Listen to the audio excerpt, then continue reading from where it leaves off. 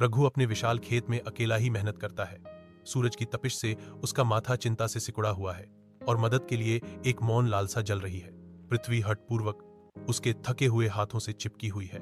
प्रत्येक हरकत उसकी तन्हाई के भार और मदद के लिए बढ़ती हुई इच्छा के साथ गूंजती है।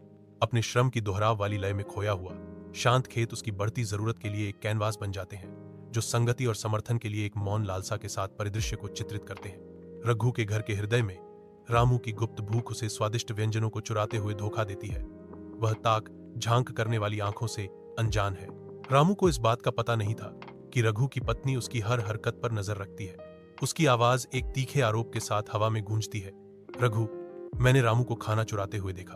अपने घर के धुंधले अंदरूनी भाग में रघु एक शरारती योजना बनाता है।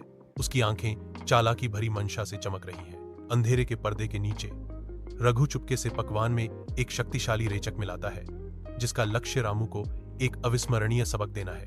रघु के घर की सीमाओं में रामू चुपके से मिठाई की दावत का आनंद ले रहा है, आने वाले कयामत से अनजान। रामू के शरीर में जहर फैलने से उसे अचानक दर्द की लहर दौड़ती है और वह जमीन पर गिर जाता है।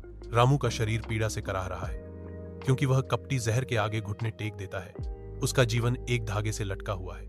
रघु के विनम्र निवास में एक भारी सबक हवा में लटका हुआ है, क्योंकि रघु रामू को चेतावनी देता है कि चुराया हुआ भोजन हमेशा परेशानी लाता है। रामू आखिरकार अपने कार्यों के महत्व को समझ गया और अब से ईमानदारी के मार्ग पर चलने का संकल्प लेता है।